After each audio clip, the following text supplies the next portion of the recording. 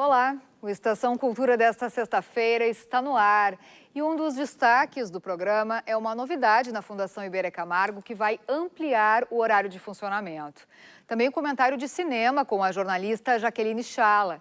E um especialista em jornalismo cultural que ministra curso aqui na capital. E ainda mais, nós recebemos convidados homenageados pela Orquestra Sinfônica de Porto Alegre, que tem apresentação neste domingo. E é com essa música que nós iniciamos essa edição. Por favor.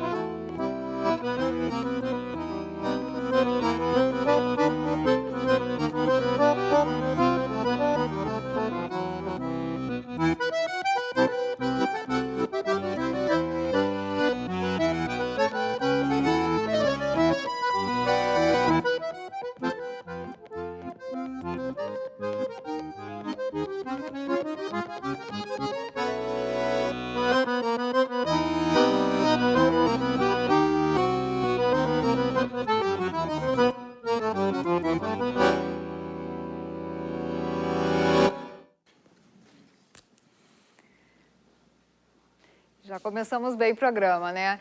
Agora nós vamos saber, entre as estreias de cinema dessa semana, qual ou quais a jornalista Jaqueline Chala destaca. A gente sempre adora esse momento do programa, né? Tudo bom, Jaque? Tudo bom, Lilian? Pois é, hoje eu vou falar de um filme que é um blockbuster e tal, é meio incontornável, né? Que é o Homem-Aranha de Volta ao Lar, que é um reboot, como eles chamam, né? Esse recomeço de uma franquia. E uma coisa que acho que até dá para fazer um estudo sociológico aí, o personagem cada vez mais jovem, né? O Homem-Aranha, nesse caso, está rejuvenescendo aos 15 anos de idade. E agora interpretado pelo ator inglês Tom Holland. Ele é um personagem que está ainda no começo do ensino médio, lá nos Estados Unidos, né? E ele, então, é o Homem-Aranha daquele inicinho lá da história do Homem-Aranha, o bom amigo da vizinhança. O filme tem várias referências ainda ao cinema, até dos anos 80, especialmente do John Hughes.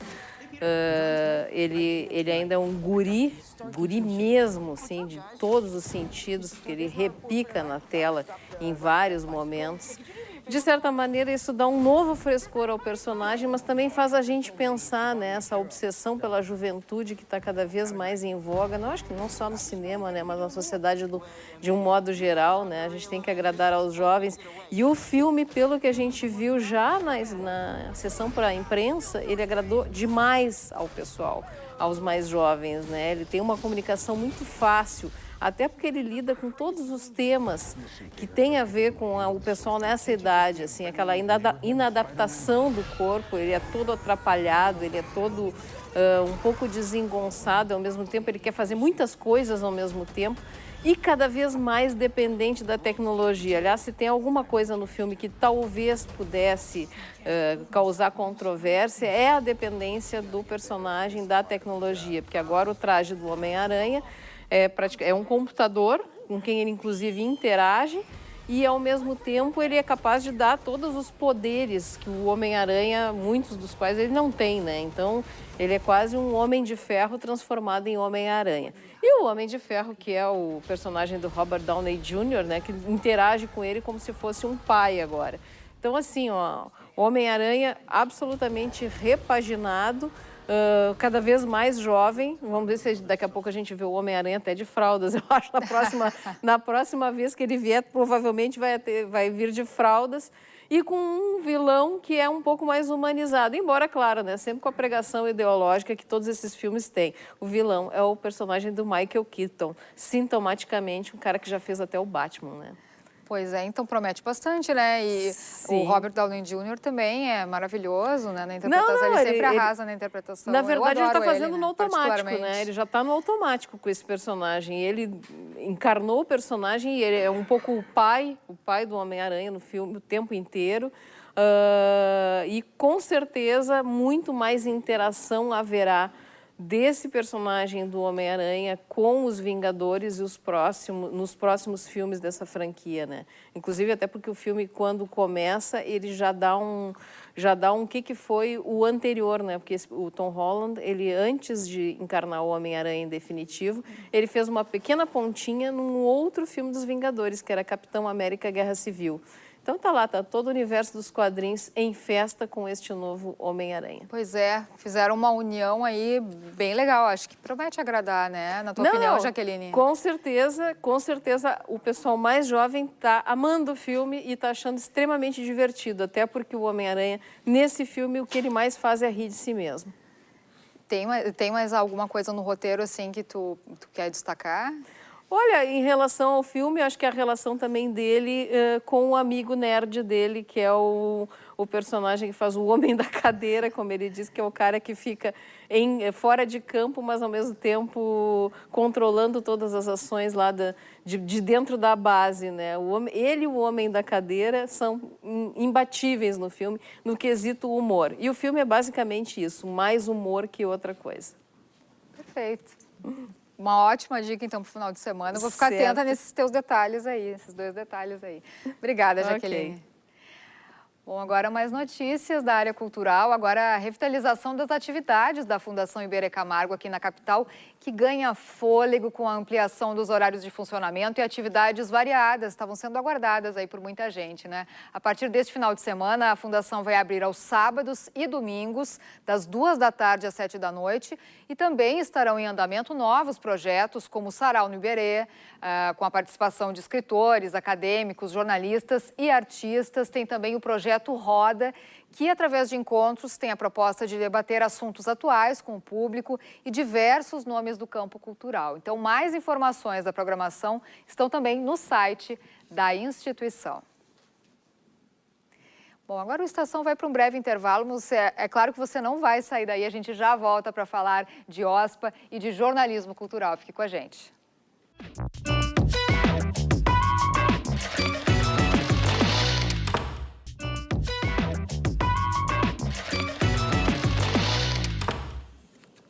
Estamos de volta.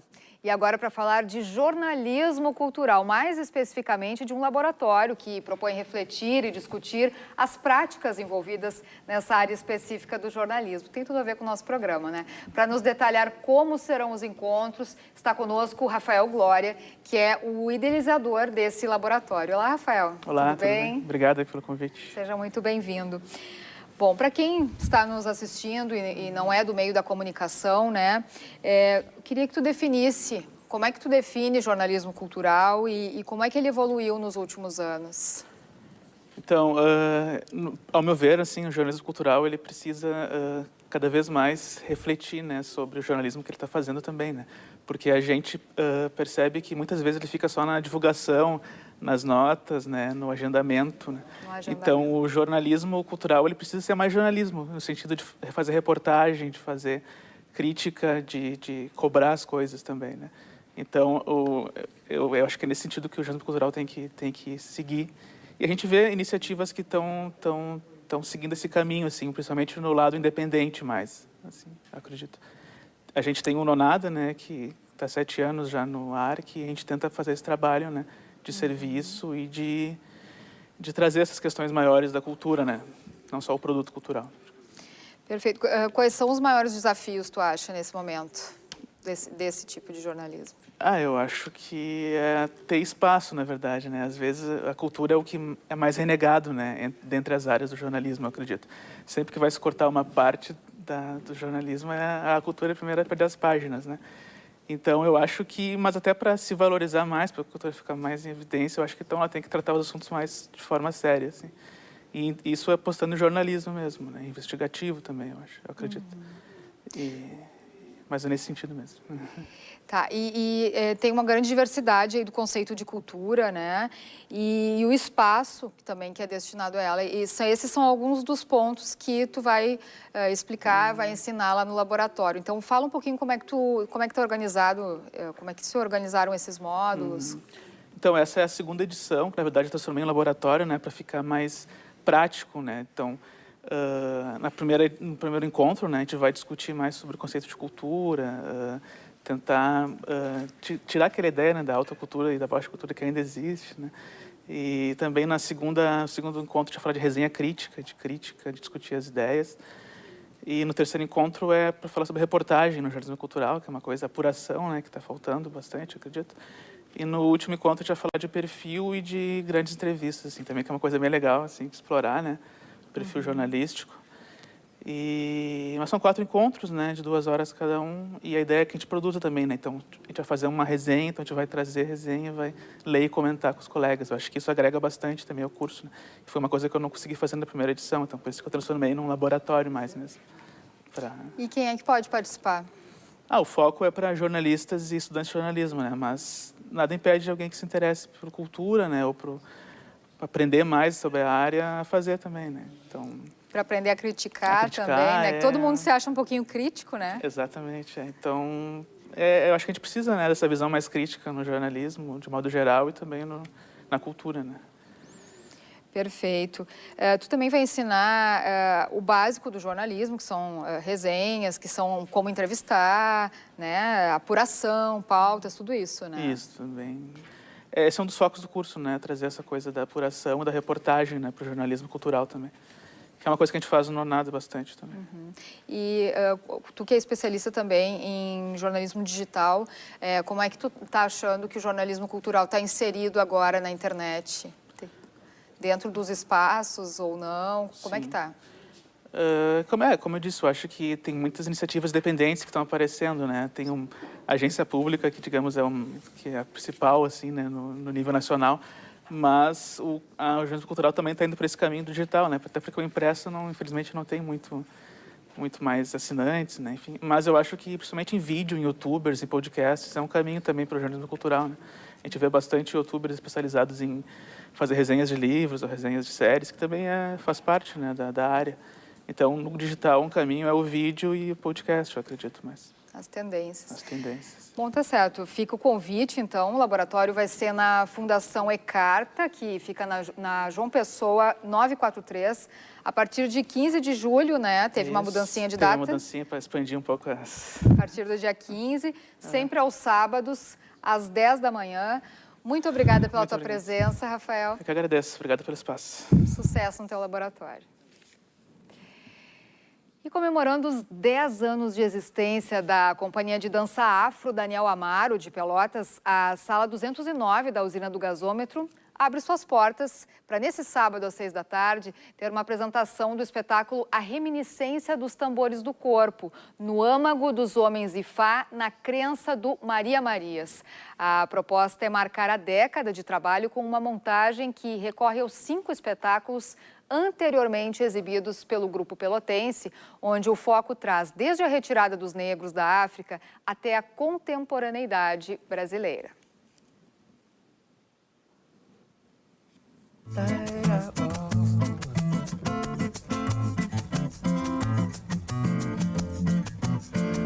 Qual é o nome dela? É Maria ou Beatriz?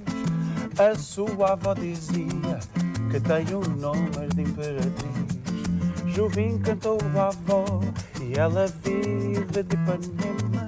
É Marieta Violeta e ela é a neta de Ipanema. Gil do Carmo realiza show neste sábado no Instituto Ling, aqui em Porto Alegre.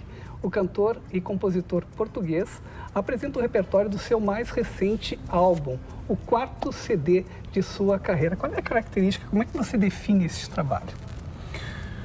Eu gosto de definir este trabalho a uma voz como que sentir-me num varandim de Lisboa, com esse varandim perspectivando todos os portos onde fomos, aportámos e fomos aportados. E parece-me que a minha música é fruto dessa miscigenação. E começou com o Sisal, que era um disco muito conceptual, com orquestra e muitos convidados.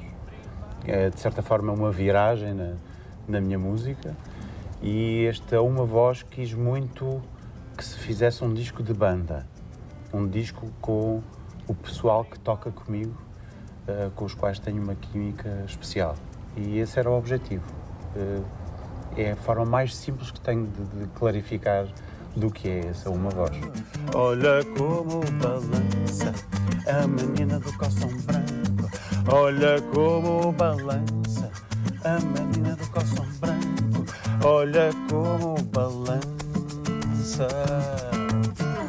E aqui em Porto Alegre, quem é que vai estar com você no palco? Vai estar o Miguel, ou seja, vamos fazer um show de voz e violão e vamos, de certa forma, como é a primeira vez que me apresento a solo no Brasil, vamos fazer uma viagem pelos meus 4 discos, ou seja, desde 97 faço 20 anos de carreira este ano e finalmente, com tanta influência que tive a vida toda da música brasileira, finalmente venho-me apresentar e a Porto Alegre. Olha como balança a menina do calção branco.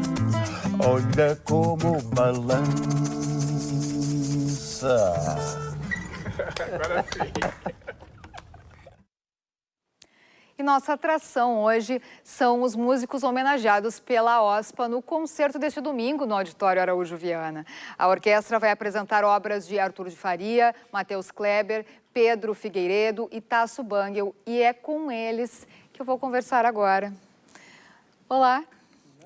Salve. Como é que vai ser essa apresentação, meninos? Pois fomos convidados com muita alegria pelo maestro Evandro Matê, né, para estarmos junto com a OSPA vendendo o nosso peixe, né? São composições, eu vou tocar 2 composições minhas, assim como Pedrinho, quantas composições tu vai tocar? Será uma estreia minha como compositor, como fazendo peça sinfônica, né? Há muito tempo faço arranjos para orquestra, nunca tinha apresentado uma obra minha. Diferente da experiência que o Tasso Bangel já traz aí de tantas Pouca peças. experiência de 85 aninhos apenas, né? Como profissional, 70. 70 como profissional, eu tô com 86 Olha, agora. só pouca coisa. Então tem uma estreia lá de uma peça lá. O Arthur também. Eu tenho 4 peças curtas também escritas. Também é a primeira vez que eu escrevo para Sinfônica. Eu e o Pedrinho estavam super felizes nessa oportunidade, assim, né? Porque é raro tu ter uma oportunidade dessa. Eu estudei na Escola de Música da OSPA dos 13 aos 18 anos de idade, então eu brinco que eu estou desde os meus 14 anos de idade esperando por essa oportunidade. E a honra para nós, absoluta, para mim, para o Pedrinho e para o Matheus, certamente também, de estar dividindo o palco com o Tasso, né? Porque, assim, é um dos músicos mais importantes que o Estado já teve, assim, né? É um dos músicos mais importantes do Brasil e um dos músicos mais importantes que o Rio Grande do Sul teve. Então, foi a primeira coisa, quando eu liguei para o Pedrinho dizendo, cara, e é com o Tasso.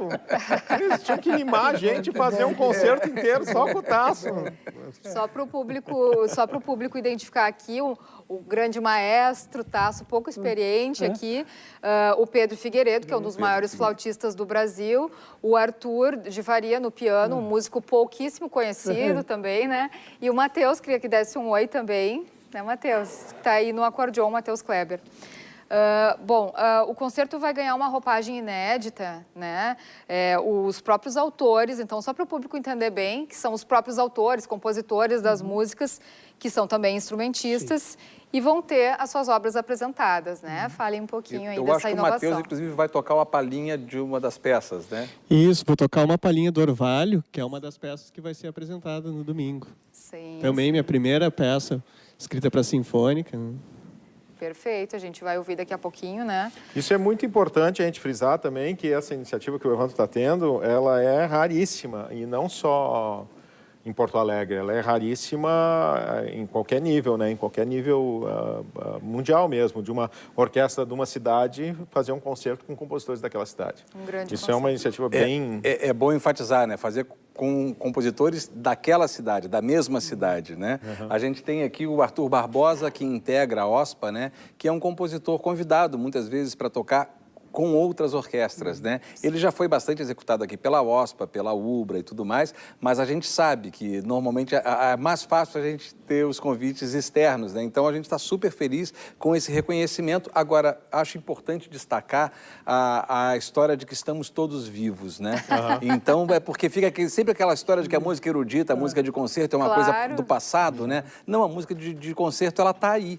Eu, na verdade, estava aí esperando a minha oportunidade para poder escrever uma música de concerto, né? Ou acredito que quando a gente vê o pessoal mais jovem, como o Matheus também ali, tendo a sua oportunidade de escrever música de concerto, isso reafirma o que eu estou falando, né? A música de concerto, ela é uma música viva. E ontem também teve um concerto da Orquestra de Câmara do Teatro de São Pedro, também só com compositores brasileiros, e muitos deles, eu acho que o Arthur Barbosa. Quase todos vivos. Vila Lobos era o único que não estava vivo. E isso também reafirma a força da produção hoje, né? Que é uma música viva que está se fazendo hoje, muito, né? E que essas fronteiras entre erudito e popular, elas sempre foram muito diluídas, né? O Tasso é um cara que sempre trabalhou muito nessa fronteira. Outro grande músico gaúcho, Radamés Inhatha, ele também sempre trabalhou nessa fronteira, diluindo essa fronteira, né? Mas daí, quando a gente fala nisso, de música de concerto, eu acho que é um termo mais fácil de definir e tal. Mas a iniciativa é também a valorização da música no Rio Grande do Sul, que também sempre foi um papel da orquestra, né? Falem pra gente como é que é misturar esses estilos e também essa experiência toda de vocês aí. Para nós é uma experiência gostosa, vamos dizer, né?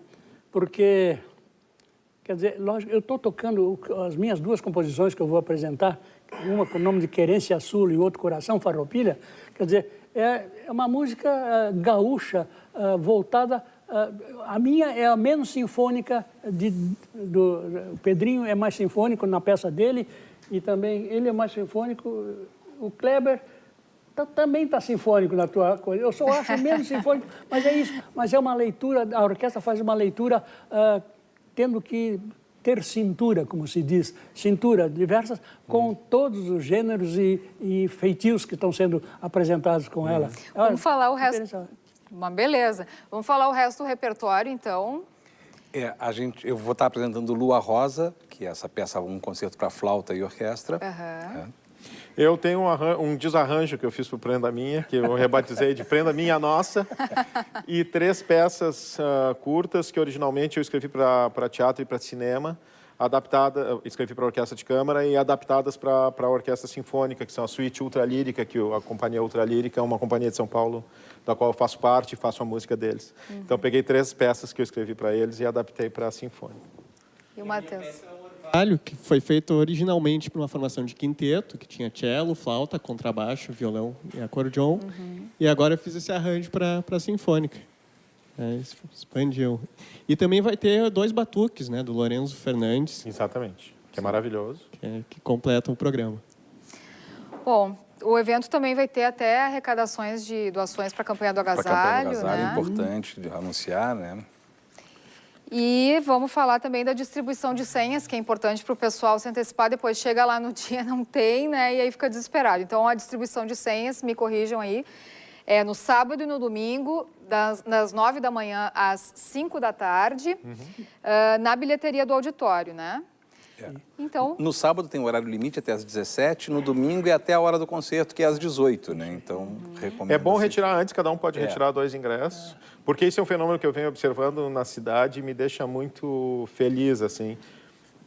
Eu gosto muito de ir a concerto e tal, e vem crescendo o público de concerto, de música erudita e de música de concerto em Porto Alegre, é o único público que vem crescendo. Eu vejo todos os outros públicos diminuindo, e assim, os concertos da OSPA, por exemplo, sempre lotados. Eu me lembro, muito dia concerto da OSPA com pouquíssima gente. Sim. E das outras orquestras também. Então, esse é eu até tenho refletido muito sobre isso, assim, né? Talvez num momento em que as pessoas têm tanta oferta de tanta coisa, Sim. ouvir uma música que tem, de alguma forma, alguma chancela de isso aqui tu não precisa pensar se é legal ou não, porque ela já passou por uma chancela. Isso talvez faça com que as pessoas vão mais, mas tem ido muito. Que maravilha, né? Isso é um maravilhoso para esse recente. Bom, vamos lá convidar o público. Lembrando, então, o concerto gratuito começa às 6 da tarde, no domingo, no Araújo Viana, que fica no Parque da Redenção. Muito obrigada, muito prazer receber o senhor aqui, muito mesmo. Legal. E um ótimo espetáculo para vocês. Muito Com certeza obrigado. será. Muito obrigado. Muito obrigada. E nós encerramos essa edição agora, desejando a você um ótimo final de semana. E é claro, para esse final de semana começar bem, nosso programa também terminar bem, nós vamos encerrar com a música do convidado. Tchau, tchau.